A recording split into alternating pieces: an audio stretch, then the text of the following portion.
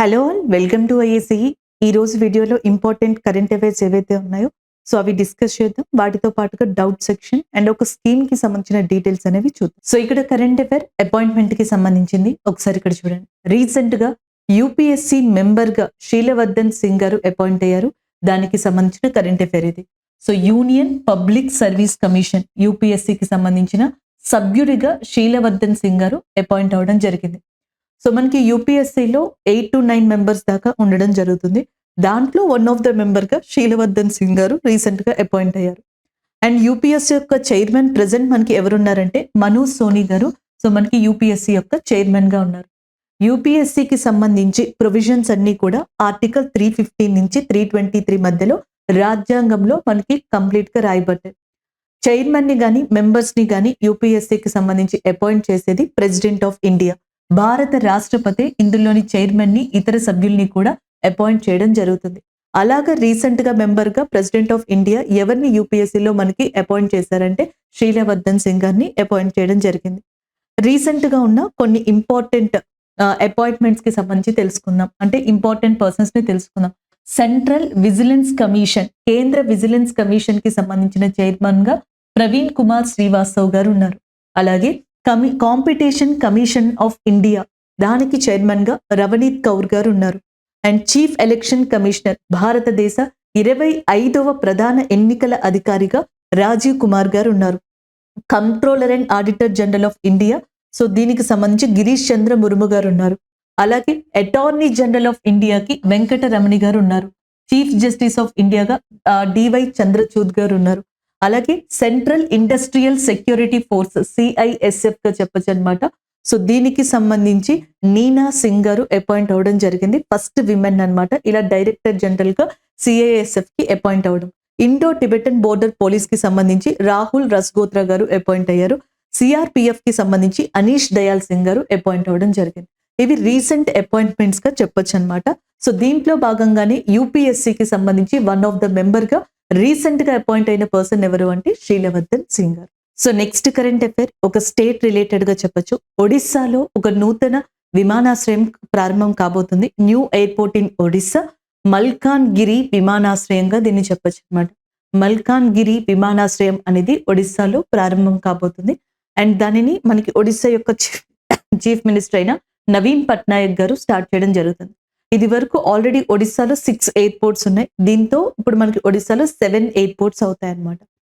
And Odisha యొక్క chief minister గా నవీన్ పట్నాయక్ గారు ఉండడం జరిగింది. గవర్నర్ గా రఘువర్ దాస్ గారు ఉన్నారు. ఒడిస్సాలో ఇంపార్టెంట్ నేషనల్ పార్క్స్ వచ్చేటప్పటికి సిమ్లీపల్ అనే నేషనల్ పార్క్, బితర్ కనిక అనే నేషనల్ పార్క్ ఇంపార్టెంట్. ఒడిస్సాలో ఇంపార్టెంట్ ఓడరేవు పారాదీప్ అన్నమాట. అండ్ నది వచ్చేటప్పటికి రివర్ మహానది. ఈ మహానది మీదే ఒడిస్సాలో ఒక డ్యామ్ ని కన్స్ట్రక్ట్ చేశారు. అది ఇండియాలోనే లాంగెస్ట్ డ్యామ్. భారతదేశంలో అతి పొడవైన డ్యామ్ ఒడిస్సాలో ఉంది, హిరాకుడ్.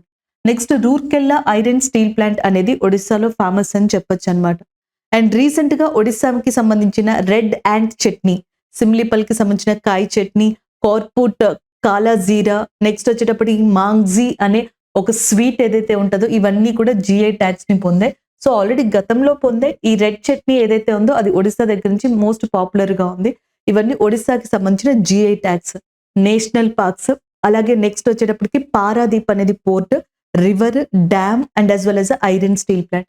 సో వీటితో పాటుగా Odisha is very famous for that wheeler island. Wheeler island అనే దానికి ఇది చాలా ఫేమస్ అనమాట. ఈ ఐలాండ్ నే అబ్దుల్ కలాం ఐలాండ్ అని కూడా పిలుస్తారనమాట. అబ్దుల్ కలాం గారి యొక్క పేరుని దీనికి ఇవ్వడం జరిగింది. లాస్ట్ ఇయర్ మనకి June 7th 2023లో అగ్ని ప్రైమ్ మిసైల్ అని చెప్పేసి ఒకటి ఉంది. అగ్ని ప్రైమ్ మిసైల్. ఈ అగ్ని prime missile surface to surface, ఉపరితలం నుంచి ఉపరితలంకి ప్రయోగించే మిసైల్ గా చెప్తాం. దీన్ని డిఆర్డిఓ సక్సెస్ఫుల్ గా ఇక్కడ టెస్ట్ చేయడం కూడా జరిగిందనమాట. సో ఇది ఒడిస్సాకి సంబంధించిన ఇంపార్టెంట్ ఇన్ఫర్మేషన్. అలాంటి ఒడిస్సాలో రీసెంట్ గా మనకి మల్కాన్ గిరి ఎయిర్పోర్ట్ అనేది ప్రారంభం కాబోతుంది. సో దానికి సంబంధించిన కరెంట్ అఫైర్ ఇది. So next current affair international పరంగా చెప్పొచ్చు అనమాట.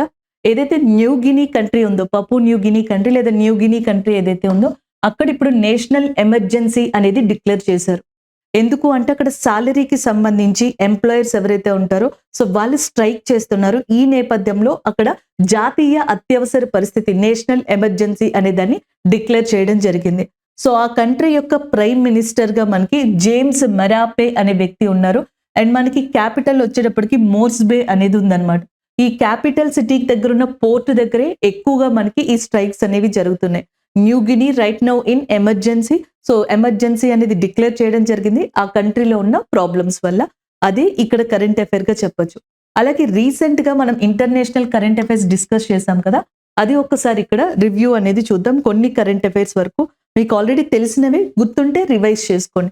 ఒకటి, బంగ్లాదేశ్ కి సంబంధించిన నూతన ప్రైమ్ మినిస్టర్ అంటే తిరిగి అపాయింట్ అయ్యారని చెప్పొచ్చు. 4th కాన్సిక్యూటివ్ టైం, వరుసగా 4వసారి, నార్మల్ గా అయితే ఇప్పటికే 5వసారి అన్నమాట. బంగ్లాదేశ్ ప్రధానమంత్రిగా మనకి షేక్ హసీనా గారు రావడం జరిగింది. అది ఒకటి కరెంట్ అఫైర్ మనం డిస్కస్ చేసుకోవడం జరిగింది. అండ్ నెక్స్ట్ వన్, ఫ్రాన్స్ కి సంబంధించి youngest prime minister, first person from LGBT కమ్యూనిటీగా సో ఒక పర్సన్ మనకి అపాయింట్ అవ్వడం జరిగింది అనమాట, గ్యాబ్రియల్ అటెల్. సో ఆయన ఫ్రాన్స్ యొక్క పిఎం గా అపాయింట్ అయ్యారు, గ్యాబ్రియల్ అటెల్ అనే person. Next one, Argentina. So అర్జెంటీనాకి సంబంధించి ఏంటి, జేవియర్ మెలీ అనే పర్సన్ ఎవరైతే ఉన్నారో అర్జెంటీనా బ్రిక్స్ లోకి రాదు అని చెప్పేసి ఆయన ఒక అనౌన్స్మెంట్ ని చెప్పడం జరిగింది. అది ఒకటి. నెక్స్ట్ వచ్చేటప్పటికి ఈజిప్ట్ ఏదైతే ఉంటుందో అది, ఈజిప్ట్ యొక్క ప్రైమ్ మినిస్టర్ ఎవరైతే ఉన్నారో, సో ఈజిప్ట్ యొక్క ప్రెసిడెంట్ ఎవరైతే ఉన్నారో అబ్దుల్ ఫత్ అల్ సిసి తిరిగి మళ్ళీ ఈజిప్ట్ కి అపాయింట్ అవ్వడం జరిగింది, రీఅపాయింట్ అవ్వడం జరిగింది ప్రెసిడెంట్ గా. అలాగే నెక్స్ట్ ఇరాన్ కి సంబంధించిన ఇబ్రహీం రైజీ పలు వార్తల వల్ల న్యూస్ లోకి రావడం జరిగింది. ఇరాన్ మీద ఏదైతే ప్రో ఇరాన్ ఫోర్సెస్ ఉంటాయో వాటి మీద రీసెంట్ గా USA కి సంబంధించిన కొంతమంది సాయుధ బలగాలు దాడి చేయడం జరిగింది, డ్రోన్ స్ట్రైక్ ని చేయడం జరిగింది. అది ఒకటి.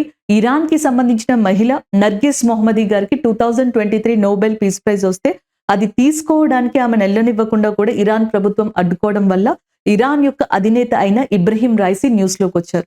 SCO సమావేశం, షాంఘై కోఆపరేషన్ ఆర్గనైజేషన్, దీని యొక్క 2023 సమావేశాన్ని వర్చువల్ గా prime minister of India Narendra Modi గారు కండక్ట్ చేశారు. సో అక్కడ మనకి 8 మెంబర్స్ ఉండే 9th మెంబర్ గా వీళ్ళు ఎవరిని యాక్సెప్ట్ చేశారంటే ఇరాన్ ని యాక్సెప్ట్ చేయడం జరిగింది. అంతేకాకుండా షాంఘై కోఆపరేషన్ ఆర్గనైజేషన్ లో న్యూ ఢిల్లీ డిక్లరేషన్ అనే దాన్ని కూడా తీసుకున్నారు. ఈ న్యూ ఢిల్లీ డిక్లరేషన్ లో 2 పాయింట్స్ ఇంపార్టెంట్ అన్నమాట. టెర్రరిజం, ఎక్స్ట్రీమిస్ట్ ఇలాంటి వాళ్ళు ఎవరైతే ఉన్నారో వాళ్ళని కంట్రోల్ చేయడానికి SCO మెంబర్స్ అందరూ కూడా కాంట్రిబ్యూట్ చేస్తారని, డిజిటల్ ట్రాన్స్ఫర్మేషన్ కి వీళ్ళందరూ కలిసి మనకి అండ్ ఇక్కడ ముందుకెళ్తారని, ఫస్ట్ స్టెప్స్ తీసుకుంటారు అని, ఇలాంటివన్నీ న్యూ ఢిల్లీ డిక్లరేషన్ లో ఉన్నాయి. SCOలో ఇరాన్ ఒక న్యూ మెంబర్ గా కూడా రావడం జరిగింది. ఇకపోతే ఇజ్రాయెల్ అనేది రీసెంట్ గా న్యూస్ లోకి రావడం జరిగింది. ఎప్పుడు న్యూస్ లోనే ఉంది. అది కూడా గాజాకి సంబంధించి హమాస్ అటాక్ ఏదైతే ఉంటుందో సో దానివల్ల ఇది తరచూ ఫ్రీక్వెంట్ గా న్యూస్ లో మనకి కనిపిస్తానే ఉందన్నమాట. సో ఇలా చాలా కంట్రీలు, Bangladesh, France, Argentina, Egypt, Iran, Israel, ఈ మధ్యన మళ్ళీ రష్యా, ఉక్రెయిన్ ఒకదానికొకటి మళ్ళీ డిస్ప్యూట్స్ లోకి రావడం మొదలు పెట్టాయి. దాంతో ఉక్రెయిన్ యొక్క అధినేత అయిన జెలెన్స్కీ కావచ్చు, రష్యా యొక్క వ్లాదిమిర్ పుతిన్, వీళ్ళు కూడా మనకి న్యూస్ లోకి రావడం జరిగింది. అలాగే నెక్స్ట్ వచ్చేటప్పటికి చైనాకి సంబంధించి జీ జిన్పింగ్ ఎవరైతే ఉన్నారో ఆయన కూడా వార్తల్లో ఉన్నారు. చైనా యొక్క ప్రెసిడెంట్ అయిన జీ జిన్పింగ్ ఇటీవల మనకి కొన్ని ఇంపార్టెంట్ ఇంటర్నేషనల్ కి సంబంధించిన టైప్స్ వల్ల ఆయన వార్తల్లోకి రావడం జరిగింది. ఇకపోతే నెక్స్ట్ వన్, మాల్దీవ్స్ గా చెప్పొచ్చు. మాల్దీవ్స్ యొక్క అధినేత అయిన మొహమ్మద్ ముయిజు ఎవరైతే ఉన్నారో ఆయన ప్రభుత్వం మన Indian prime minister Narendra Modi గారి యొక్క ట్వీట్ ఏదైతే ఉంటుందో దానికి ఆపోజిట్ గా కొన్ని ట్వీట్స్ చేయడం వల్ల సో ఈ కంట్రీ కూడా మనకి న్యూస్ లోకి రావడం జరిగింది. అండ్ ద నెక్స్ట్ వన్ మనకి ఏమంటారు, సౌదీ అరేబియా అనేది కూడా వార్తల్లోకి వచ్చింది. సో సౌదీ, ఇండియా ఈ రెండు కూడా రీసెంట్ గా హజ్ యాత్రకి సంబంధించి ఒక MOUని కన్క్లూడ్ చేసుకోవడం జరిగింది. దానివల్ల వార్తల్లోకి వచ్చింది. అల్ మొహమ్మద్ అల్ హిందీ అనే ఎక్సర్సైజ్ సౌదీ ఇండియాకి సంబంధించిందిగా చెప్పొచ్చు. అండ్ ద నెక్స్ట్ వన్ యుఏఈకి ఇండియాకి మధ్యలో మనకి యుద్ధ విన్యాసం జాయేద్ తల్వార్ గా చెప్తాం. ఈ జాయేద్ తల్వార్ అనే యుద్ధ విన్యాసాన్ని UAEలోనే 2023లో కండక్ట్ చేశారు. ఇండియాకి సంబంధించిన 2 ఇంపార్టెంట్ షిప్స్ ఈ ఎక్సర్సైజ్ లో పాల్గొన్నాయి. ఒకటి INS విశాఖపట్నం అనేది అయితే ఇంకొకటి INS త్రికుంద్ అనేదాన్ని చెప్పొచ్చు. INS త్రికుంద్ అనేది ఒకటి, INS విశాఖపట్నం ఒకటి ఈ UAE యొక్క జాయేద్ తల్వార్ యుద్ధ విన్యాసంలో మనకి పార్టిసిపేట్ చేయడం అనేది జరిగింది. అలాగే నెక్స్ట్ భూటాన్ కి సంబంధించిన ఎవరైతే కింగ్ ఉన్నారో వాంగ్చుక్, ఆయన రీసెంట్ గా ఇండియాని విజిట్ చేయడం కూడా జరిగింది. ఇలా చాలా కంట్రీల గురించి మన కరెంట్ అఫైర్స్ లో నేను ఇప్పుడు ఏవైతే పాయింట్స్ చెప్పానో ఇవన్నీ మనం నోట్స్ ఫార్మేట్ లో అక్కడ కవర్ చేసాం ఆల్రెడీ. జస్ట్ ఇక్కడ ఇంటర్నేషనల్ కరెంట్ అఫైర్ వచ్చింది కాబట్టి దీని గురించి స్కోప్ లేదండి. లేకపోతే నేను ఇంకా ఎలాబరేట్ చేసి మీకు నోట్స్ ఇచ్చేదాన్ని. సో ఈ కరెంట్ అఫైర్ ఇక్కడ వరకే ఉంది కాబట్టి ఆ న్యూస్ ఎందుకు వచ్చింది అనేది వరకు ఇక్కడ ఉంది. అందుకే ఇది ఎక్స్ప్లెయిన్ చేసి ఒక్కసారి ఇక్కడ మనం ఇంటర్నేషనల్ కరెంట్ అఫైర్స్ ని రివైజ్ చేసాం. సో నెక్స్ట్ కరెంట్ అఫైర్ చూడండి. 9th ఏషియన్ వింటర్ గేమ్స్ ఇవి 2025 నెక్స్ట్ ఇయర్ జరగనున్నాయి. అది కూడా చైనాలో. సో చైనాలోని హార్బిన్ అనే ప్రదేశంలో 2025 9వ ఏషియన్ వింటర్ గేమ్స్ జరుగుతున్నాయి. దానికి మాస్కెట్ గా అంటే సింబల్ గా బిన్ బిన్ అండ్ నీనీ అనే ఒక 2 ఇంపార్టెంట్ వాటిని రికగ్నైజ్ చేయడం జరిగింది. Bin Bin and Nini are the mascots of 2025 9th Asian winter games గా చెప్పొచ్చు అనమాట. చైనాలో ఇవి జరగబోతున్నాయి. దీనికి ఒక స్లోగన్ కూడా ఉంది. Dream of winter love among Asia. Dream of winter love among Asia అనేది దీని యొక్క థీమ్ అన్నమాట. నెక్స్ట్ 2029లో ఏషియన్ గేమ్స్ అనేవి వింటర్ గేమ్స్ సౌదీ అరేబియాలో జరగబోతున్నాయి. ఒకసారి ఇంకొన్ని ఇంపార్టెంట్ మాస్కెట్స్ అనేవి ఇక్కడ చూద్దాం. ఖేలో ఇండియా పారా గేమ్స్ ఏవైతే మనకి ఇండియాలో రీసెంట్ గా జరిగాయో దానికి సంబంధించి మాస్కెట్ ఉజ్వల అనే దాన్ని సెలెక్ట్ చేసుకున్నాం. ఫిఫా విమెన్ వరల్డ్ కప్ 2023కి మాస్కెట్ గా తజూని అనే ఒక దాన్ని సెలెక్ట్ చేసుకోవడం జరిగింది. అథ్లెటిక్ ఛాంపియన్స్ 2023కి హనుమాన్. సో హనుమాన్ ని మనకి మాస్కెట్ గా ఇక్కడ ఇంక్లూడ్ చేసుకోవడం జరిగింది. 9th కర్ణాటక బర్డ్ ఫెస్టివల్ ఏదైతే ఉంటుందో దానికి మల్బార్ టోరోగన అనే దాన్ని మనకి ఇక్కడ సింబల్ గా తీసుకోవడం జరిగింది. హనుమాన్ నేమో ఏషియన్ ఛాంపియన్షిప్స్ అథ్లెటిక్ ఛాంపియన్షిప్ 2023కి ఫిఫా మహిళల ప్రపంచ కప్ కి తజూని అనే దాన్ని ఇక్కడ మనం సింబల్స్ గా మాస్కట్స్ గా తీసుకున్నాం. అలాంటి దాంట్లో ఇక్కడ మనం 9th ఏషియన్ గేమ్స్ వింటర్ చైనాలో ఏదైతే 2025లో జరగబోతున్నాయో దానికి సంబంధించి బిన్ బిన్ అండ్ నీనీ అనే వాటిని మాస్కట్స్ గా తీసుకోవడం జరిగింది. సో నెక్స్ట్ కరెంట్ అఫైర్ ఒక రిపోర్ట్ కి సంబంధించిందిగా చెప్పొచ్చు. రీసెంట్ గా centre for clean and research on energy and clean air. So పరిశుభ్రమైన గాలి మరియు శక్తికి సంబంధించి శక్తి వనరులకి సంబంధించి కేంద్ర పరిశోధన సంస్థ ఏదైతే ఉందో centre for clean and research on energy and clean air ఇది ఒక రిపోర్ట్ ని రిలీజ్ చేసింది. దీంట్లో ఇండియాలో మోస్ట్ పొల్యూటెడ్ సిటీగా మేఘాలయకి సంబంధించిన ఏదైతే మనకి బైర్నీ హట్ ఉందో సో అది మనకి ఫస్ట్ ప్లేస్ లో ఉంది. As per that CREA report the most polluted city in India in 2023 మేఘాలయకి సంబంధించిన బైర్నీ హట్ అన్నమాట. సో అదే ఇక్కడ కరెంట్ అఫైర్. దాని తర్వాత సెకండ్ పొజిషన్ లో బీహార్ కి సంబంధించిన బేగుసారాయ్ అండ్ నెక్స్ట్ ఉత్తరప్రదేశ్ లోని నోయిడా అండ్ 8th పొజిషన్ లో ఢిల్లీ ఉంది. సెకండ్ అండ్ థర్డ్ పొజిషన్ లో ఇవి ఉన్నాయన్నమాట. 8th పొజిషన్ లో ఢిల్లీ అనేది మోస్ట్ పొల్యూటెడ్ సిటీస్ కి సంబంధించిన లిస్ట్ లో ఉంది. టాప్ 50 మోస్ట్ పొల్యూటెడ్ సిటీస్ ఉంటాయి కదా. ఈ టాప్ 50 మోస్ట్ పొల్యూటెడ్ సిటీస్ లో మనకి బీహార్ నుంచి ఎక్కువగా ఉన్నాయి, 18 ఉన్నాయి. దాని తర్వాత హర్యానా నుంచి 8, రాజస్థాన్ నుంచి 8గా ఉన్నాయన్నమాట. అంతేకాకుండా రీసెంట్ ఇండెక్స్ ఒక 2 కవర్ చేద్దాం. గ్లోబల్ యూనికార్న్ ర్యాంకింగ్స్ లో ఇండియా 3rd ర్యాంక్ లో ఉంది. అలాగే క్లైమేట్ పర్ఫార్మెన్స్ ఇండెక్స్ లో ఇండియా యొక్క ర్యాంక్ 7th గా ఉంది. సో ఈ 2 ఇండెక్స్లని మనం ఎక్కడ కవర్ చేయలేదండి. ఎక్కువగా హంగర్ ఇండెక్స్ గురించి మాట్లాడుకున్నాం, హ్యాపీనెస్ ఇండెక్స్ గురించి మాట్లాడుకున్నాం, హ్యూమన్ డెవలప్మెంట్ ఇండెక్స్ గురించి మాట్లాడుకున్నాం, పీస్ గురించి. ఈ ఇండెక్స్లని గత కరెంట్ అఫైర్స్ లో మనం కవర్ చేసాం. ఈ రెండింటిని నేను ఎక్కడ మెన్షన్ చేయలేదు కాబట్టి ఇక్కడ నేను మెన్షన్ చేయడం జరిగింది. అంతేకాకుండా ఇక్కడ మేఘాలయ అని ఉంది చూసారా. మేఘాలయలో మీరు గుర్తుపెట్టుకోవాల్సిన ఇంపార్టెంట్ ప్రదేశాలు ఏంటి అంటే ఒకటి వచ్చేటప్పటికి మనకి నోక్రెక్ అని చెప్పేసి ఉంటుంది. నోక్రెక్ అనేది ఇంపార్టెంట్ బయోస్ఫియర్ అన్నమాట మేఘాలయలో. అది ఒకటి. మేఘాలయలో ఇంపార్టెంట్ ట్రైబల్ పీపుల్ గా ఖాసీ, గారో లాంటి ఇంపార్టెంట్ గిరిజన జాతులు ఉంటారు. వీళ్ళని గుర్తుపెట్టుకోవాలి. ప్రపంచంలోనే మోస్ట్ వెట్టెస్ట్ ప్లేస్ అంటే హైయెస్ట్ రెయిన్ఫాల్ ఉన్న ప్లేస్ ఇండియాలోనే ఉంది మేఘాలయలో. దాని పేరు మౌసిండ్రమ్ గా చెప్తాం. ఇండియా విషయానికి వచ్చేటప్పటికి ఇండియాలో ఫస్ట్ హైయెస్ట్ రెయిన్ఫాల్ ప్లేస్ ఏది అంటే మౌసిండ్రమ్ గా చెప్తాం. అత్యధికమైన వర్షపాతం గల ప్రాంతం. సెకండ్ ప్లేస్ లో మనకు ఉన్నది ఏంటి అంటే చిరపుంజి. సో చాలా మందికి చిరపుంజి అనేదే డౌట్ ఉంటుంది అనమాట ఫస్ట్ ప్లేస్ లో ఉందని. ఒకే ఒక్క ఇయర్ మౌసిండ్రమ్ ని చిరపుంజి క్రాస్ చేసింది, ఒక ఇయరే. But rest of that particular time ఇప్పటి వరకు కూడా ప్రపంచంలో అత్యధిక శాతం మనకి ఎక్కువగా వర్షపాతం గల ప్రాంతం మౌసిండ్రమే. ఇండియాలో కూడా ఇదే టాప్ ప్లేస్ లో ఉంది. సెకండ్ ఇండియాకి సంబంధించి అయితే మాత్రం చిరపుంజిగా ఉంది. రెండు కూడా మనకి మేఘాలయలో ఇంపార్టెంట్ ప్లేసెస్ గా చెప్పొచ్చు అన్నమాట. సో మేఘాలయ గురించి మాట్లాడుకున్నప్పుడు ఇవి గుర్తుపెట్టుకోండి. స్టాటిక్ జీకే పరంగా, కరెంట్ అఫైర్ పరంగా అయితే బైర్నిహట్ అనే ప్రదేశం మోస్ట్ పొల్యూటెడ్ సిటీగా 2023లో centre for clean and research energy and clean area చేత రికగ్నైజ్ చేయబడింది. అది ఏ రాష్ట్రంలో ఉంది అని అడిగితే మేఘాలయ. ఓకే, ఇక్కడ ఎంసీక్యూస్ చూద్దాం. కరెంట్ అఫైర్స్ ని ఎంసీక్యూ ఫార్మాట్ లో కూడా డిస్కస్ చేస్తున్నాం కదా మనం. And who recently reappointed as RBI deputy governor for a year. So RBI deputy governors ఉన్నారు కదా, సో మనకి రీసెంట్ గా ఆర్బీఐ డిప్యూటీ గవర్నర్ గా ఎవరు ఇంకొక 1 year కి వాళ్ళ యొక్క పదవీ కాలం ఎక్స్టెండ్ చేయబడింది అని అడుగుతున్నారు. స్వామినాథన్ జానకిరామన్, టి రవిశంకర్ గారు అండ్ మైకేల్ డి పాత్ర, నెక్స్ట్ రాజేశ్వరరావు గారు. సో వీళ్ళల్లో ఎవరిది టర్మ్ 1 year ఎక్స్టెండ్ అయ్యింది అని చెప్పేసి ఎండి పాత్ర. సో మనకి మైకేల్ డి పాత్ర గారు ఎవరైతే ఉన్నారో ఆయన యొక్క టర్మ్ అనేది మనకి 1 year ఎక్స్టెండ్ అయింది, ఆర్బీఐ చేయడం జరిగింది అనమాట. ఆప్షన్ సి అనేది కరెక్ట్ ఆన్సర్ అవుతుంది. వీళ్ళ నలుగురు ఆర్బీఐ డిప్యూటీ గవర్నర్స్ గా ఉంటారు.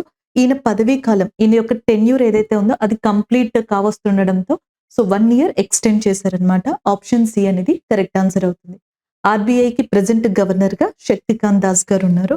అలాగే నెక్స్ట్ కనుక చూసినట్టయితే next question, new Development bank to provide $500 million loan to with state in India. భారతదేశంలోని ఏ రాష్ట్రానికి new Development bank $500 million loan ని ప్రొవైడ్ చేయబోతుంది? Maharashtra, Gujarat, Andhra Pradesh, Tamil Nadu. So answer Gujarat is a correct answer. Gujarat లోని మనకి $500 million తోటి న్యూ డెవలప్మెంట్ బ్యాంక్ ఏదైతే ఉంటుందో అది ఒక ప్రాజెక్ట్ ని అదొక లోన్ ని ఇవ్వబోతుంది అనమాట. ఈ న్యూ డెవలప్మెంట్ బ్యాంక్ అనేది దేనికి సంబంధించింది? బ్రిక్స్ కంట్రీకి సంబంధించింది. Brazil, Russia, India, China, South Africa. BRICS కంట్రీలదే ఈ న్యూ డెవలప్మెంట్ బ్యాంక్ అనేది. 2023లో బ్రిక్స్ సమిట్ అనేది సౌత్ ఆఫ్రికాలో జరిగింది. 2024లో బ్రిక్స్ సమిట్ అనేది రష్యాలో జరగబోతుంది. అర్జెంటీనా మేము బ్రిక్స్ లో మెంబర్ గా ఇప్పుడు జాయిన్ అవ్వలేము అని చెప్పేసి అర్జెంటీనా యొక్క అధ్యక్షులు జేవియర్ మేలీ కూడా రీసెంట్ గా చెప్పడం జరిగిందనమాట. సో అలాంటి బ్రిక్స్ కి సంబంధించిన new Development bank $500 million loan ని గుజరాత్ స్టేట్ కి సంబంధించిన ఒక ప్రాజెక్ట్ కి ఇవ్వడం జరిగింది. అది ఏం ప్రాజెక్ట్, దేనికి సంబంధించింది అనేది ఇక్కడ చూడండి. గుజరాత్ రాష్ట్ర ముఖ్యమంత్రి గ్రామ్ సడక్ యోజన అనే ప్రోగ్రాం జరుగుతుంది. ఆ ముఖ్యమంత్రి గ్రామ్ సడక్ యోజనకి సంబంధించి రోడ్స్ డెవలప్మెంట్ కోసమని అండ్ షాంఘై, చైనాలోని షాంఘైలో హెడ్ క్వార్టర్స్ గా ఉన్న మనకి ఏదైతే న్యూ డెవలప్మెంట్ బ్యాంక్ అనేది దాని యొక్క హెడ్ క్వార్టర్స్ షాంఘైలో ఉంది. ఆ బ్యాంక్ ఇప్పుడు మనకి గుజరాత్ కి ఈ ప్రాజెక్ట్ కోసం $500 million కి లోన్ గా ఇవ్వడం జరిగింది. అండ్ బ్రిక్స్ లో మెంబర్సే కాకుండా బంగ్లాదేశ్, ఈజిప్ట్, యుఏఈ, ఉరుగ్వే ఇవన్నీ కూడా న్యూ డెవలప్మెంట్ బ్యాంక్ లో మెంబర్స్ గా ఉన్నారు. అంటే Brazil, Russia, India, China, South ఆఫ్రికానే కాకుండా మనకి బంగ్లాదేశ్, ఈజిప్ట్, యుఏఈ, ఉరుగ్వే లాంటివి కూడా మనకి న్యూ డెవలప్మెంట్ బ్యాంక్ లో మెంబర్స్ గా ఉండడం జరిగింది. ఇదే చైనాలోని బీజింగ్ అనే ప్రాంతంలో మనకి అగైన్ ఐమ్ రిపీటింగ్, బీజింగ్ అనే ప్రాంతంలో ఏషియన్ ఇన్వెస్ట్మెంట్ ఇన్ఫ్రాస్ట్రక్చర్ బ్యాంక్ యొక్క హెడ్ క్వార్టర్స్ అనేది లొకేట్ అయి ఉంది. ఏషియన్ డెవలప్మెంట్ బ్యాంక్ ఏడిబి అంటాం కదా, దీని యొక్క హెడ్ క్వార్టర్స్ వచ్చేటప్పటికి ఫిలిప్పైన్స్ లో లొకేట్ అయి ఉంది. అలాగే నెక్స్ట్ వచ్చేటప్పటికి మనకి వరల్డ్ బ్యాంక్, ఐఎంఎఫ్ వీటి యొక్క హెడ్ క్వార్టర్స్ అనేవి వాషింగ్టన్ డీసీలో లొకేట్ అయి ఉన్నాయి. అండ్ నెక్స్ట్ వన్ చూడొచ్చు, which bank launches green rupee term deposit అని చెప్పేసి అడుగుతున్నారు. గ్రీన్ రూపీ టర్మ్ డిపాజిట్ అనే దాన్ని క్రింది వాటిలో ఏ బ్యాంక్ లాంచ్ చేసింది? SBI, Kotak Mahindra, Bandhan bank, NABARD. So మనకి ఎస్బీఐ ఏదైతే ఉందో state bank of India recent గా అది green rupee term TERM term అనే దాన్ని డిపాజిట్ అనే దాన్ని మనకి లాంచ్ చేసింది అనమాట. టర్మ్ డిపాజిట్ అంటే ఒక ఫిక్స్డ్ డిపాజిట్ లాగా అని చెప్పొచ్చు అనమాట. లాంగ్ పీరియడ్ లో ఈ డిపాజిట్స్ అనేవి మెయింటైన్ అవుతాయి. సో ఈ డిపాజిట్స్ ఏవైతే ఉన్నాయో వీటిని బ్యాంక్ ఏ లోన్స్ కోసం యూజ్ చేస్తుంది, సో ఏ సర్వీస్ కోసం యూజ్ చేస్తుంది అంటే green projects, environment related projects ఏవైతే ఉంటాయో, సో మనకి గ్రీన్ ప్రాజెక్ట్స్ రిలేటెడ్ ఏవైతే ఉంటాయో అలాంటి వాటికి బ్యాంక్ సర్వీసెస్ కి ప్రొవైడ్ చేయడం జరుగుతుంది ఈ టర్మ్ డిపాజిట్ కి సంబంధించిన వాటితో. సో అది ఇక్కడ మనకి చెప్తున్నారు. ఎస్బీఐ అనేది కరెక్ట్ ఆన్సర్ అవుతుంది. ఎస్బీఐకి సంబంధించిన అంబాసిడర్ గా ఎంఎస్ ధోని గారు రీసెంట్ గా 2023లో అపాయింట్ అవ్వడం జరిగిందనమాట. సో అది ఇంకొక పాయింట్ గా మీరు ఇక్కడ గుర్తు పెట్టుకోవచ్చండి. నాబార్డ్ కి సంబంధించిన చైర్మన్ గా షాజీ గారు ఉన్నారు. షాజీ గారు నాబార్డ్ యొక్క ప్రెసెంట్ చైర్మన్ గా ఉన్నారు. అలాగే నెక్స్ట్ మనకి ఈ ఎస్బీఐ ఏం చేసింది అంటే 1111 days, 1707 days 2222 డేస్ ఇలాగ టర్మ్ డిపాజిట్స్. సో ఇవి అవైలబుల్ ఉన్నాయి. ఇండియన్స్ అయినా, ఎన్ఆర్ఐస్ అయినా, సో ఎవరైనా సరే ఈ ప్రాజెక్ట్స్, ఈ ఫిక్స్డ్ డిపాజిట్స్ ఏవైతే ఉన్నాయో అవి ఆ సర్వీసెస్ ని తీసుకోవచ్చు. అలాంటి వాటిని గ్రీన్ ప్రాజెక్ట్స్ కోసం యూజ్ చేస్తుంది గ్రీన్ టర్మ్ డిపాజిట్ అనే సర్వీస్ ద్వారా ఎస్బీఐ. సో నెక్స్ట్ క్వశ్చన్ చూడండి. నెక్స్ట్ వచ్చేటప్పటికి Sahyog Kaijin joint exercise conducted between India and which country. So ఇండియాకి ఏ కంట్రీకి మధ్యలో సహయోగ్ కైజిన్ అనే ఎక్సర్సైజ్ కండక్ట్ చేయబడింది అని అడుగుతున్నారు. So Indonesia, Japan, Thailand, Vietnam కి ఇండియాకి సంబంధించి వింబాక్స్ అనే ఎక్సర్సైజ్ ఉంది.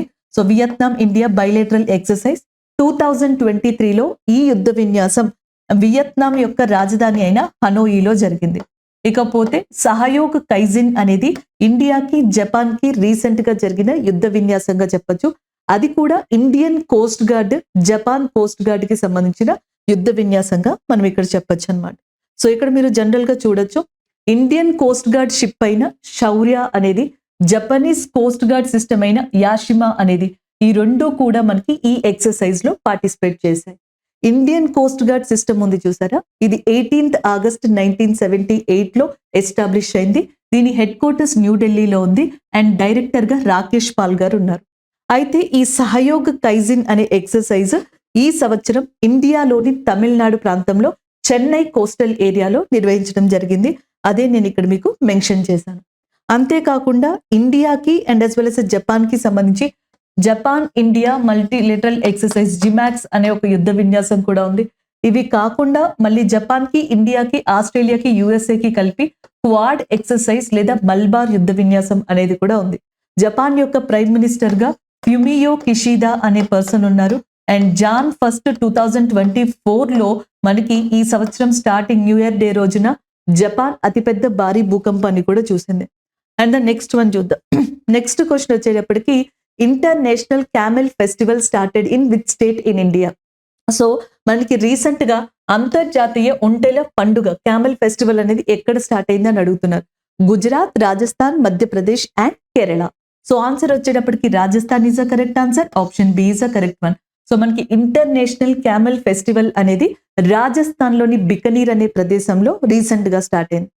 ఒక స్టూడెంట్ మనల్ని అడిగిన క్వశ్చన్ ఏంటి అంటే కమెంట్ లో, మీరు ఇంటర్నేషనల్ కైట్ ఫెస్టివల్ అయోధ్య అని చెప్పారు, కానీ రీసెంట్ గా గుజరాత్ లో గుజరాత్ చీఫ్ మినిస్టర్ భూపేంద్ర పటేల్ గారు కూడా స్టార్ట్ చేశారు, మరి ఏది కరెక్ట్ అని. నేను ఆ కరెంట్ అఫైర్ చెప్పినప్పుడు కూడా మీకు ఒక విషయం చెప్పాను.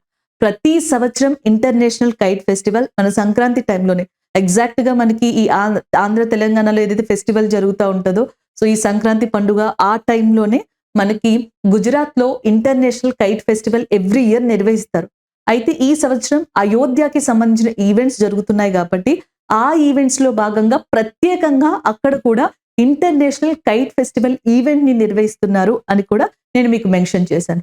గుజరాత్ లో ఇంకొక ఇంపార్టెంట్ ఫెస్టివల్ రీసెంట్ గా స్టార్ట్ అయింది ఏంటంటే రన్ ఉత్సవ్ అనేది కూడా గుజరాత్ లో స్టార్ట్ అయింది. 10th వైబ్రెంట్ గుజరాత్ మీటింగ్ అనేది కూడా మనకి రీసెంట్ గా గుజరాత్ లో స్టార్ట్ అయింది. మధ్యప్రదేశ్ లో ఎవ్రీ ఇయర్ కూడా మనకి ఖజురహో ఫెస్టివల్ అనేది సెలబ్రేట్ చేయడం జరుగుతుంది. కేరళలో బోట్ రేస్ అంటాం అనమాట, వల్లం కల్లి అనేది కావచ్చు, లేకపోతే త్రిశూర్ ఫెస్టివల్ కావచ్చు, ఓనం కావచ్చు, ఇవన్నీ కేరళలో ఫేమస్ గా చెప్పొచ్చు. అండ్ ఈ 2023లో గ్లోబల్ ఆయుర్వేద ఫెస్టివల్ అనేది కూడా కేరళలోనే సెలబ్రేట్ చేయడం జరిగింది. ఇకపోతే రాజస్థాన్ విషయానికి వస్తే రాజస్థాన్లోని బికనీర్లో ఈ ఇంటర్నేషనల్ క్యామెల్ ఫెస్టివల్ అనేది సెలబ్రేట్ చేశారు. రాజస్థాన్లోని జైపూర్ ని పింక్ సిటీ అంటారు. ఇక్కడ గాంగౌర్ ఫెస్టివల్, తీజ్ ఉత్సవ్ అనేవి చాలా ఫేమస్ గా చెప్పడం జరుగుతుంది. అలాగే next Pushkar festival in Pushkar area, Pushkar Mela అంటాం. పుష్కర్ మేళా అనేది రాజస్థాన్ లో చాలా ఫేమస్. ఇవి కాకుండా వింటర్ లో ఎస్పెషలీ జాన్ మంత్ ఆ టైంలో డెజర్ట్ ఫెస్టివల్ అనేది, డెజర్ట్ కార్నివల్ అనేది తార్ డెజర్ట్ ఇన్ రాజస్థాన్ దగ్గర జరుగుతుంది. సో తార్ అనేది ఎడారి రాజస్థాన్ లో ఉంది. ఇండియాలో ఓల్డెస్ట్ మౌంటైన్స్, అతి ప్రాచీనమైన పర్వతాలుగా ఆరావళిని చెప్పొచ్చు. మౌంట్ అబు అనేది important hill station in Rajasthan గా చెప్తాం. అండ్ హైదరాబాద్ లో లాస్ట్ ఇయర్ మనకి ఒక బఫెల్లో ఫెస్టివల్ ని నిర్వహించడం జరిగింది. దాన్ని సదార్ పండుగ అంటారు. హైదరాబాద్ లో జరిగింది. కేరళలో ఇంటర్నేషనల్ వాటర్ ఫెస్టివల్ అనేది 2023లో జరిగింది. దాని పేరు బేయాపూర్ ఫెస్టివల్ గా చెప్తాం. మణిపూర్ లో చోంగ్బా ఫెస్టివల్ అనేది జరిగింది. ఈ సంవత్సరం అస్సాంలో కరీ యూత్ ఫెస్టివల్ అనేది కూడా జరగబోతుంది అనమాట. చందోబి ఫెస్టివల్ అస్సాంలో జరిగినట్టుగా రీసెంట్ గా చెప్పుకున్నాం కదా, వాటితో పాటు వీటిని కూడా మీరు యాడ్ చేసుకోవచ్చు. అండ్ నెక్స్ట్ వన్, మనం స్కీమ్ ని చెప్పుకుంటా ఉన్నాం కదా ప్రతిసారి, ఇప్పుడు కొంత డిఫరెంట్ అన్నమాట. న్యూట్రిషియన్ స్మార్ట్ విలేజ్, ఇది ఇప్పుడుది కాదండి, 2021లో స్టార్ట్ చేశారు. 2021 11th నవంబర్న మనకి ఈ న్యూట్రిషియన్ స్మార్ట్ విలేజ్ అనే దాన్ని స్టార్ట్ చేశారు. ఎస్పెషల్లీ చిన్న పిల్లలు ఎవరైతే ఉంటారో విలేజెస్ లో వాళ్ళ యొక్క పోషకాహార విలువల్ని పెంచడానికి, న్యూట్రిషన్ వాల్యూస్ ని పెంచడానికి దీన్ని టార్గెట్ గా చేసుకున్నారు. ఇండియాలోని ఫస్ట్ ఇనీషియల్ గా ఈ 2021లో ఈ పథకం స్టార్ట్ చేసినప్పుడు ముఖ్యంగా 13 రాష్ట్రాలు మరియు కేంద్రపాలిత ప్రాంతాల్లో ఇది మొదలు పెట్టారు. అండ్ 75 విలేజెస్, మళ్ళీ రాష్ట్రాలు కేంద్రపాలిత ప్రాంతాలు కలిపి 13 అన్నానండి, అది గుర్తుపెట్టుకోండి. టోటల్ కౌంట్ 75 విలేజెస్ ని మొత్తం ఆ 13 ఏరియాస్ నుంచి కలెక్ట్ చేసుకున్నారు. ఈ 75 విలేజెస్ లో న్యూట్రిషన్ క్యాంపెయిన్స్, అలాగే next nutrition farming, food packets అంటే పోషక ఆహార విలువలు కలిగిన వాటిని డిస్ట్రిబ్యూట్ చేయడం, వాటి గురించి అవగాహన సదస్సులు నిర్వహించడం, అలాంటి ఫార్మింగ్ వ్యవసాయాన్ని ఎక్కువగా ప్రోత్సహించడం ఈ న్యూట్రిషన్ స్మార్ట్ విలేజ్ ప్రోగ్రామ్ లో భాగంగా చెప్తున్నాం. అప్పట్లో మనకి వ్యవసాయ శాఖ మంత్రిగా ఉన్న ఎవరైతే మనకి అగ్రికల్చర్ మినిస్టర్ గా ఉన్నారో నరేంద్ర సింగ్ తోమార్ గారు, ఆయన ఈ పథకాన్ని పోషణ్ అభియాన్ అనే దాని కింద లాంచ్ చేశారు. ఇప్పుడు మనకి మినిస్ట్రీ ఆఫ్ అగ్రికల్చర్ కి సంబంధించిన మంత్రిగా అర్జున్ ముండా గారు ఉన్నారు. ప్రజెంట్ మనకి ఏమంటారు, వ్యవసాయ శాఖ మంత్రిగా అగ్రికల్చర్ మినిస్టర్ గా అర్జున్ ముండా గారు ఉన్నారు. సో కాకపోతే ఈ ఒకప్పుడు నరేంద్ర సింగ్ తోమార్ గారు ఉండేవాళ్ళు. ఆయన ఉన్న టైంలో ఈ ప్రోగ్రామ్ స్టార్ట్ అయింది. అలాగే December 23 అనేది మనకి ఫార్మర్స్ డేగా సెలబ్రేట్ చేసుకోవడం జరుగుతుంది ఇండియాలో. సో దీనికి కారణం ఫార్మర్ ప్రైమ్ మినిస్టర్ అయిన చౌదరి చరణ్ సింగ్ గారు. ఆయన యొక్క జ్ఞాపకార్థంగానే మనం దీన్ని సెలబ్రేట్ చేసుకుంటాం. ఇండియాలో అగ్రికల్చర్ అనేది ఒకసారి డౌన్ అయినప్పుడు తిరిగి మళ్ళీ అది ఒకేసారి పాజిటివ్ వైపు రావడానికి కారణం కూడా ఒకానొక రకంగా గ్రీన్ రివల్యూషన్ గా కూడా చెప్పడం జరుగుతుంది. ఈ గ్రీన్ రివల్యూషన్ అనే దాన్ని మనకి MS స్వామినాథన్ గారు తీసుకురావడం జరిగింది. అందుకే father of green revolution in India, భారతదేశ హరిత విప్లవ పితామహుడిగా MS స్వామినాథన్ గారిని చెప్తారు. ఆయన 2023లో మరణించడం జరిగింది. These are all about this scheme అండి. నెక్స్ట్ వన్ చూద్దాం. ఒకసారి కొంతమంది స్టూడెంట్స్ డౌట్స్ అడిగారు. ఇక్కడ చూడండి, ఆనంద్ మ్యారేజ్ యాక్ట్ గురించి ఎక్స్ప్లెయిన్ చేయమని అడిగారు. ఆనంద్ మ్యారేజ్ యాక్ట్ అనేది సిక్కులకి సంబంధించిన మ్యారేజ్ యాక్ట్ గా చెప్పొచ్చు అనమాట. సో దీన్ని మనకి 1909లో తీసుకురావడం జరిగింది. బ్రిటిషర్స్ ఉన్న టైంలోనే తీసుకొచ్చారు.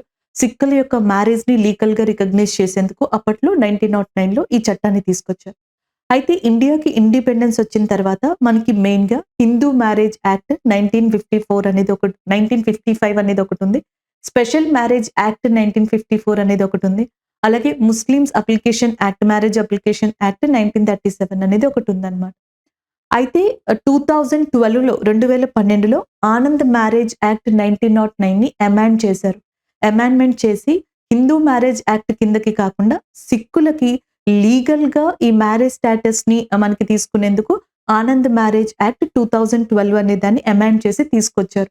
అప్పట్లో మనకి ప్రెసిడెంట్ గా ప్రతిభా పాటిల్ గారు ఉండేవాళ్ళు. ఆ టైంలో ఇది జరిగిందనమాట. అది దానికి సంబంధించిన ఇన్ఫర్మేషన్. ఆనంద్ మ్యారేజ్ యాక్ట్ అనేది సిక్కులకి సంబంధించి ఏదైతే వాళ్ళు మ్యారేజ్ చేసుకుంటారో దాన్ని లీగలైజ్డ్ గా ప్రొసీడ్ అయ్యేందుకు సంబంధించిన చట్టంగా దీన్ని చెప్పొచ్చు అనమాట. అండ్ ద నెక్స్ట్ వన్, నిన్న టెక్నికల్ ఇష్యూ వల్ల, వాయిస్ ఇష్యూ వల్ల MCQ 1 and 2 అనేది అప్లోడ్ అవ్వలేదంటండి. సో MCQ 1 and MCQ 2 నేను 2 MCQs ఏమున్నాయంటే, ఒకటి వచ్చేటప్పటికి ఏ స్టేట్ లో అతి త్వరలో 5 ఎయిర్పోర్ట్స్ అనేవి స్టార్ట్ కాబోతున్నాయి అనేది ఒక MCQ. ఆ 5 ఎయిర్పోర్ట్స్ ఎక్కడ స్టార్ట్ కాబోతున్నాయంటే ఉత్తరప్రదేశ్ లో. దాంతో ఉత్తరప్రదేశ్ లో ఒకవేళ అవి స్టార్ట్ అయితే 19 ఎయిర్పోర్ట్స్ ఉంటాయి. ఈ 5 ఎయిర్పోర్ట్లు ఉత్తరప్రదేశ్ లో ఎక్కడ స్టార్ట్ చేస్తున్నారు అంటే Aligarh and as well as next Azamgarh, Moradabad, Chitrakoot, Shravasti ఈ ప్రాంతాలలో వాటిని స్టార్ట్ చేస్తున్నారు. అంతేకాకుండా మనకి ఏదైతే అయోధ్యలో ఎయిర్పోర్ట్ ఉందో దాన్ని మహర్షి వాల్మీకి ఇంటర్నేషనల్ ఎయిర్పోర్ట్ గా మనకి ప్రారంభించారు నరేంద్ర మోదీ గారు December 30th. ఇది నేను MCQ 1లో ఎక్స్ప్లెయిన్ చేశాను. MCQ 2లో మిలాన్ ఎక్సర్సైజ్ అనేది నెక్స్ట్ మనకి విశాఖపట్నంలో స్టార్ట్ కాబోతుంది. ఆ MCQని ఇక్కడ డిస్కస్ చేయడం జరిగింది. ఆ రెండునండి. And the next one, highest schedule caste population Punjab 2011 census ప్రకారం. మరి మీరు ఏ సోర్స్ ద్వారా చూసారో ఒకసారి మీరు చెక్ చేసుకోండి. ఎందుకంటే 2011 జనాభా లెక్కల ప్రకారం హైయెస్ట్ పాపులేషన్ ఉన్న స్టేట్, అత్యధికమైన జనాభా ఉన్న రాష్ట్రం ఉత్తరప్రదేశ్. అత్యధికమైన షెడ్యూల్ క్యాస్ట్ జనాభా ఉన్న రాష్ట్రం కూడా మనకి ఏది అంటే that is Uttar Pradesh area. Sitapur అనే ఒక డిస్ట్రిక్ట్ కూడా ఉంటది. సో ప్రాపర్ గా పేరు నాకు గుర్తుకులేదు ఆ డిస్ట్రిక్ట్ పేరు. అది ఇండియాలోనే హైయెస్ట్ ఎస్సీ పాపులేషన్ ఉన్న డిస్ట్రిక్ట్ గా కూడా పేరు పొందిందండి. నెక్స్ట్ వన్ చూద్దాం. Why named as a train 18? Vande Bharat ని ట్రైన్ 18 కింద ఎందుకు నేమ్ చేంజ్ చేశారని అంటే నేమ్ ఉంది అని చెప్పేసి అడిగారు అంటున్నారు. సో ఫస్ట్ లో మనకి ఇండియాలో ఫాస్టెస్ట్ ట్రైన్స్ ని తీసుకొద్దామని డిసైడ్ అయిన తర్వాత అది 2018 లో తీసుకురావాలనుకున్నారు. అందుకే వాటికి అప్పుడు ట్రైన్ 2018 అని పేరు పెట్టారు. ఆ ట్రైన్ 2018 ని షార్ట్ ఫామ్ లో చాలా వరకు న్యూస్ ఆర్టికల్స్ లో ట్రైన్ 18 గా తీసుకురావడం జరిగింది. అప్పటి నుంచి ట్రైన్ 18 అని అలవాటు అయిపోయింది. కానీ రియల్ గా first time fastest train in ఇండియాని లాంచ్ చేసినప్పుడు దానికి వందే భారత్ అని పేరు పెట్టారు. ప్రాజెక్ట్ స్టార్ట్ అయినప్పుడు ట్రైన్ 2018 గా ఉండేది. స్లోగా దాన్ని ట్రైన్ 18 గా పిలవడం అలవాటు చేసుకున్నారు. అప్పుడు ప్రాపర్ గా వందే భారత్ అని చెప్పేసి పేరు తీసుకొచ్చారనమాట. And the next one Ramsar site గురించి చెప్పమని అడిగారు. మనకి వెట్లాండ్స్ అంటే చిత్తడి నేలలండి. సో ముఖ్యంగా ఇవేంటంటే కొంచెం వామ్ క్లైమేట్, అటు బాగా ఎక్కువ అత్యంత వేడి అత్యంత చల్లగా ఉండని వామ్ క్లైమేట్ లో ఉంటాయి. ఇవి ఎక్కువ లేక్స్ దగ్గర ఉంటాయి. చిత్తడి నేలలు మనకి బాగా కనిపించేది ఎక్కడంటే సరస్సుల దగ్గర, లేక్స్ దగ్గర. అందుకే లేక్స్ దగ్గర ఉన్న ఏరియాస్ ని ఎక్కువగా మనం వెట్లాండ్స్ కింద రికగ్నైజ్ చేస్తాం. చిల్కా లేక్ దగ్గర ఉన్న దాన్ని వెట్లాండ్ కింద రికగ్నైజ్ చేసాం. రేణుకా లేక్ దగ్గర ఉన్న దాన్ని వెట్లాండ్ కింద రికగ్నైజ్ చేసాం. ఇలాంటి వెట్లాండ్స్ పక్షులకి చాలా అనువుగా ఉంటాయి. బర్డ్స్ కి క్లైమేట్ ఎలా కావాలంటే వామ్ క్లైమేట్ అనేది కావాలి. అది వెట్లాండ్స్ చిత్తడి నేలల దగ్గర దొరుకుతుంది. చిత్తడి నేలలు ఎక్కడ ఎక్కువగా ఉంటాయంటే ఈ లేక్స్ ఉన్న ఏరియాలో. సో మనకి ఎక్కువగా కనిపిస్తూ ఉంటాయి అండ్ మీడియం గా టెంపరేచర్ ని మెయింటైన్ చేస్తూ ఉంటాయి. కాకపోతే ఇక్కడ ప్రాబ్లం ఏమొచ్చింది అంటే సముద్రాలని ఎక్కువగా కాపాడడానికి చట్టాలు ఉన్నాయి. ఇంటర్నేషనల్ పరంగా, నేషనల్ పరంగా, ఈవెన్ రివర్స్ అని కూడా. కానీ లేక్స్ దగ్గర ఉన్న ఏరియాస్ ని కాపాడడానికి అప్పటి వరకు ప్రపంచంలో ఎట్లాంటి ఆర్గనైజేషన్ కానీ లేకపోతే ఒక కమిట్మెంట్ కానీ లేదనమాట. 1970s వరకు. 1970s ఆ టైంలో ప్రపంచంలో అప్పుడప్పుడే బాగా ఎక్కువగా ఈ ఇండస్ట్రీస్ వ్యాప్తి కూడా జరుగుతూ ఉంది ఇండియాతో సహా. సో ఇండస్ట్రీస్ నుంచి రిలీజ్ అయ్యే పొల్యూషన్ ఈ వెట్లాండ్స్ ని బాగా దెబ్బతీయడం స్టార్ట్ చేసింది. సో దానివల్ల చాలా పక్షులు మనకి థ్రెటన్ స్టేజ్లోకి వచ్చాయి, ముప్పు స్టేజ్లోకి వచ్చాయి. ఇలా కాకుండా ఉండడానికి ఇరాన్ లో రామ్సర్ అనే ఒక సిటీ ఉంది. ఆ రామ్సర్ సిటీ దగ్గర చాలా కంట్రీలు సమావేశమయ్యాయి.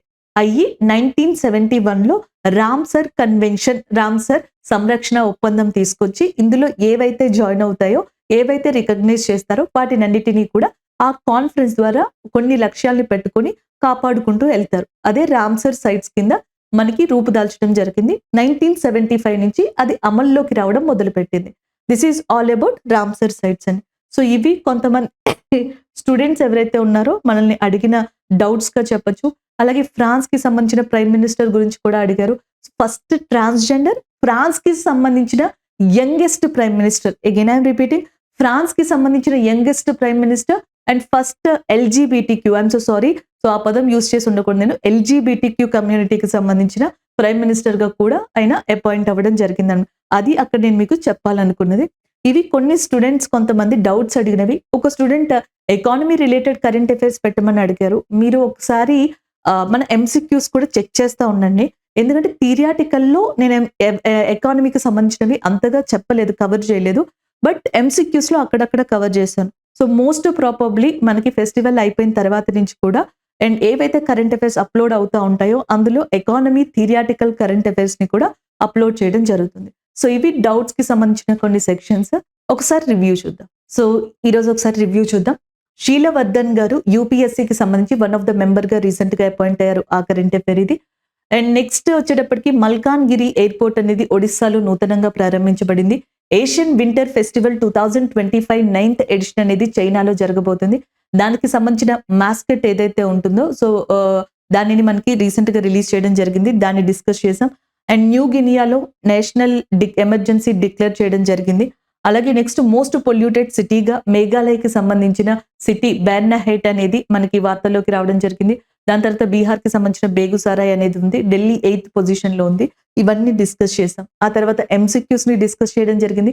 న్యూట్రిషన్ విలేజ్ స్కీమ్ అండి, ఇక్కడ న్యూట్రిషన్ స్కీమ్ అని రాశాను. న్యూట్రిషన్ విలేజ్ స్కీమ్ గురించి డిస్కస్ చేసాం. అలాగే డౌట్ సెక్షన్ కూడా చూసాం. ఇవి ఈ రోజు మనం డిస్కస్ చేసుకున్న కరెంట్ అఫైర్స్. Thank you.